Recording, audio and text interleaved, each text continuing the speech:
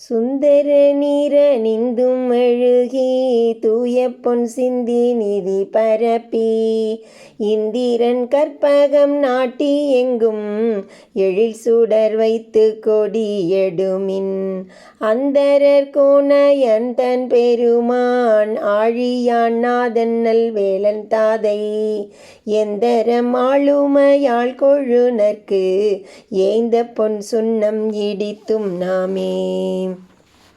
அழகிய திருவெண்ணீற்றை அணிந்து தரையை மெழுகி புனிதமான பொற்பொடிகளை சிதறி நவதானியங்களை பரப்பி இந்திரனது கற்பக விருட்சத்தை நாட்டி எல்லா இடங்களிலும் அழகிய தீபங்களை ஏற்றி வைத்து ரிஷபக் கொடியை உயர்த்துங்கள்.